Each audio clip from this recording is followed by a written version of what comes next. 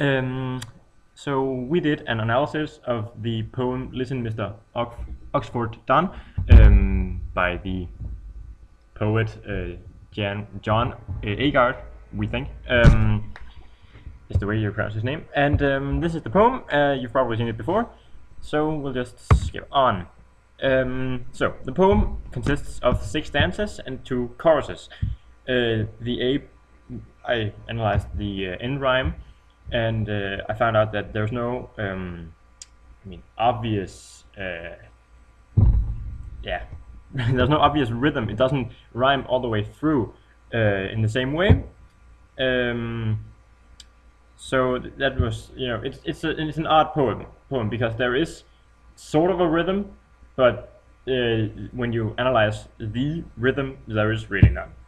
The poem is written in first person, which it's a guy talking to another one, and well, he uses the different forms, of rhymes. It's just it gives. It seems like that this poem is well, it's written badly, written really poorly, but it's really not. It's actually quite genius. You'll hear about that later in the analysis. And I have looked through some of the rhetorical devices that he uses, and as Casper mentioned earlier, he is actually quite good at them. And he uses them as a deliberate protest against the English language and the English grammar. So he shows through words and different phrases that he actually very good at them, but he doesn't use them as the protest. And he uses some of the very high standard words that you wouldn't know unless you had a very big knowledge of the English grammar. And he uses semantic schemes to underline this. For example, he uses violence. He uses the words dangerous, hammer, gun, knife, and mugging. And he also uses grammar to show he knows some of the different words in grammar. For example, present tense was Oxford done, grammar, rhythm, Queen's English, and then he also uses suffix here in the next one. And he also uses a few different anaphoras, where one of them is I end serving no jail sentence, I slashing suffix in self-defense, I bashing the future with present tense. So it shows that he knows different rhetorical devices and that he's using them to show that while he is an immigrant, he can use all the different English grammar as well as someone who has lived there all their lives. Despite the implications the reader receives upon initial comprehension of the poem "Listen, Mr. Oxford Don" by John Agard, the word choice and seemingly extremely limited vocabulary and grasp of proper English pronunciation is purely intentional and works to confuse and provoke the reader, namely the educated middle and above class of the English academical society. He is all too aware of the fact that his grammar is incorrect and riddled with errors, but it is implied throughout the poem that the author only utilizes this as a means to provoke and irritate the reader. The poem starts with the sentence, "Me not know Oxford Don," and we know from the start that the text is not exactly written in a formal elevation. He misspells fundamental and basic words like "the" to further promote this illusion of an illiterate immigrant writing to the educated and arrogant Oxford Don. However, while the intention is solely that of annoying and mocking the wealthy and educated upper class, he also underlines emphatically that the only threat he poses is that of free speech, as can be seen clearly in the lines, "I am not a violent man, Mr. Oxford Don. I only armed with my human breath, but human breath is a dangerous weapon."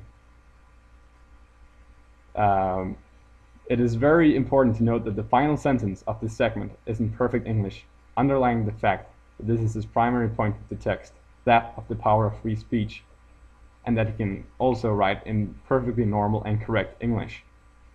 So that was all I had to say about the vocabulary, and I will leave it here. Then I'm going to speak a little about the time and place.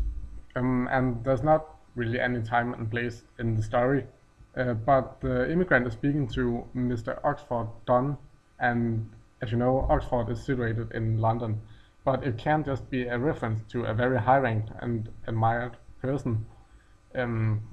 who could just as well be another person, so it doesn't have to be Oxford. And the poem is written in 1985, but it's not very important for the story. And it's also discusses problems which are relevant today. So that's not really important. And the immigrant is from Clapham Common, and he's very intelligent and aware of his rights and abilities, and he's very malcontent with the hierarchy.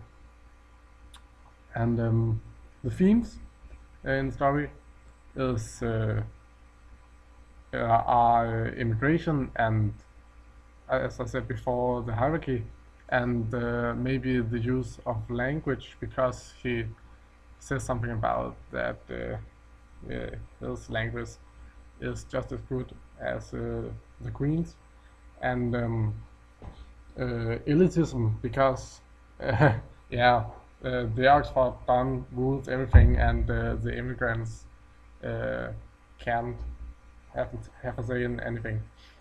And maybe the freedom of speech, because he uses his speech as a weapon instead of being violent and stuff like that.